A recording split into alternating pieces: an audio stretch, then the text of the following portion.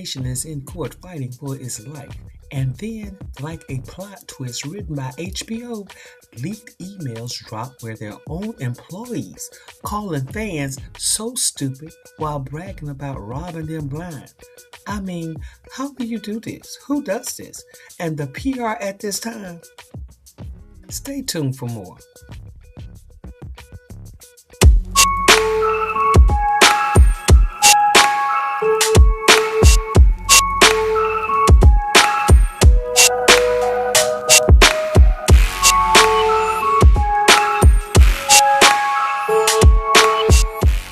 What's up, everyone, and how you doing out there?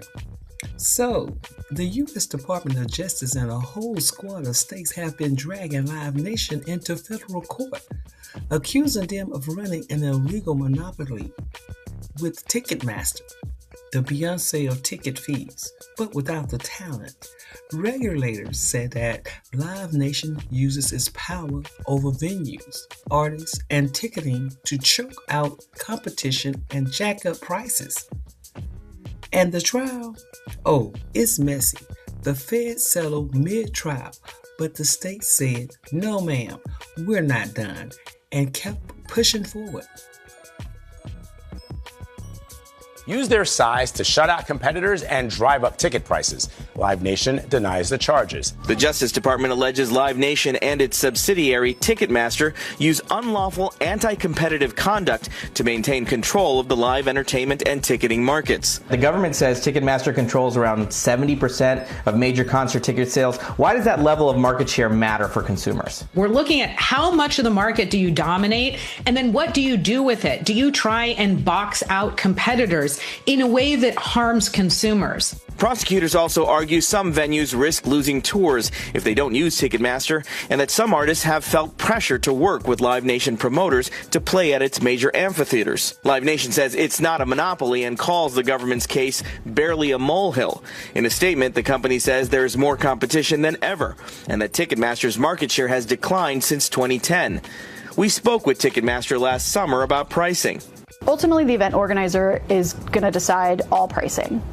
And not Ticketmaster. Ticketmaster sets no prices. We are the marketplace. We don't determine pricing. If the government wins, the relief is not guaranteed. So the relief could be change the kinds of contracts that you engage in, change the kind of behavior that you engage in. And we assume that that would help reduce prices. Documents dropped. And baby, the group chat was not group chatting. Internal Slack messages from Live Nation employees came out where they literally joked about gouging fans with fees and parking costs. One message said fans are quote-unquote so stupid. Another bragged they were robbing them blind. Baby, imagine paying $300 for nosebleeds just to find out the people charge you think you're an idiot. And disrespect is premium tier, just like their fees. Suit with the Department of Justice is settled at this point, at least with regard to the federal government. And keep watching because it's bad for you guys. So let's first talk about the settlement terms we know so far. The big ones are these right here. Like I said, they only settled this lawsuit with the federal government. If you live in one of these states, congratulations, your state is still pursuing this lawsuit. My take on this as a lawyer, I do not think this is justice. I only see one route to justice, and it's divesting Live Nation from Ticketmaster. Anything short of that, the fans and independent venues will continue to be harmed. So Live Nation and If you've ever bought concert tickets and thought, why are these fees so ridiculous? Well, some Live Nation employees were apparently joking about that exact same thing behind the scenes. Ticketmaster, which is owned by Live Nation employees, are going viral after an internal Slack message revealed they were bragging about overcharging concert fans, even calling them stupid. And if you thought that was bad, they allegedly wrote, "Robbing them blind, baby, that's how we do." The messages, sent between 2021 and 2023, surfaced as part of a legal fight involving Live Nation and Ticketmaster over allegations the company controls an illegal monopoly in the ticket industry. According to court documents released Wednesday, the messages were between Ben Baker and Jeff Weinhold, who were both regional directors of ticketing for the company. In the leaked Slack messages, the two discussed raising extra fees for things like parking and VIP packages. At one point, Baker allegedly wrote, "These people are so stupid." He then added, "I almost feel bad taking advantage of them." Live Nation has since distanced itself from the comments, saying the Slack exchange from one junior staffer to a friend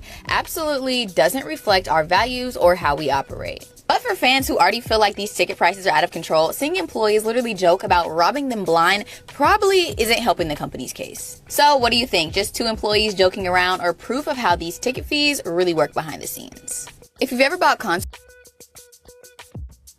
Right, so Ticketmaster executives have been caught in leaked Slack messages, literally laughing about how stupid their customers are.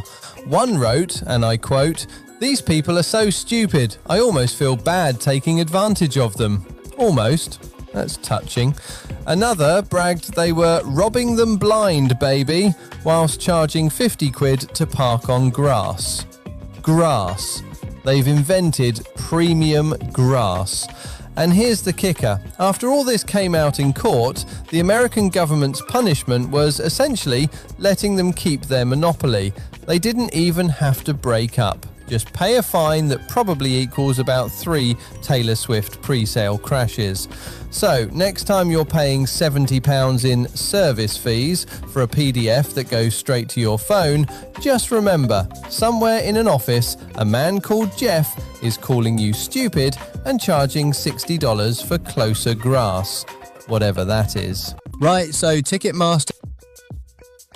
Live Nation just settled its massive antitrust case with the government in a way that keeps Ticketmaster fully intact, and the shift happening quietly inside that settlement tells you exactly why concert ticket prices aren't going anywhere but up. Live Nation, the parent company of Ticketmaster, reached a settlement with the Department of Justice Tuesday over long-standing antitrust concerns. The headline is that they avoided a forced breakup, the nuclear option the DOJ had been threatening. Senator Amy Klobuchar immediately called it a backroom deal, and multiple outlets are questioning whether the settlement has any real teeth.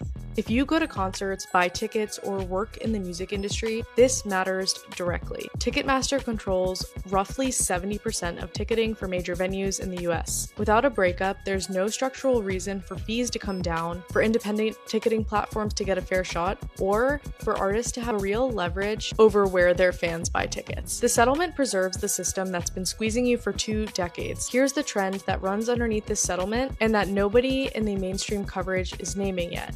The real battle for the live entertainment market isn't going to be fought in courtrooms, it's going to be fought on platforms. Spotify is building deeper into live events. YouTube and TikTok are changing how artists build audiences and monetize them directly. The artists with big enough audiences are already quietly exploring direct-to-fan ticketing models that bypass Ticketmaster entirely. Live Nation won in court today, but the structural shift around them is accelerating regardless. From an investing angle, LYV, Live Nation stock, likely gets a short-term relief pop on the settlement news. If you were waiting for a better entry on the name, the removal of breakup risk is genuinely meaningful for the long thesis. But watch the direct-to-fan platform-native live event space as the next trade here. It's where disruption is actually building, and it's mostly still under the radar for retail investors. Ticketmaster survived the government, but it can't survive what's building around it. Follow Upside Invest for more breakdowns like this every single day. This isn't just about hurt feelings. These messages basically confirm what fans have been screaming for years. The fees are wild. The prices are inflated. The system is rigged. And now the stakes have fresh ammo in court because nothing says monopoly abuse like executives laughing about how easy it is to overcharge people. Live Nation tried to brush it off like, oh, it's just two friends joking. But when your joke sounds like a villain monologue from a Batman movie, the public is not giving you grace. That is very disrespectful, in all caps. How does this affect the music industry? The impact on the music industry is significant and multifaceted. For one, this trial shines a spotlight on the power dynamics at play within the industry, revealing how a single entity can influence ticket prices, assets, and even success of artist tours. If Live Nation is found to be exerting monopolistic control, it could lead to regulatory changes and encourage more competition and potentially lower ticket prices for fans. Moreover, The trial and its revelations might inspire artists to seek alternative platforms for ticket sales and concert promotion.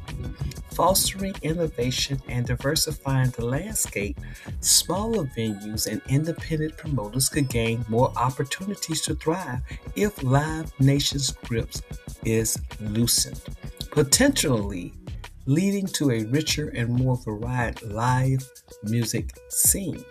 Now, on a cultural level, this situation has already sparked a broader conversation about ethnic and entertainment companies and their treatment of fans.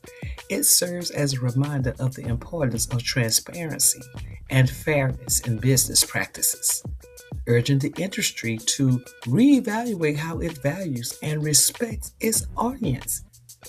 In the end, this could lead to a more fan-centric approach to live music, where the focus is on creating memorable experiences rather than just maximizing profit. Okay, that's it. And thank you for watching, fam. Don't forget to like, subscribe, and drop your thoughts in the comments. The drama never sleeps, and neither do we. Catch you in the next one, and bye for now.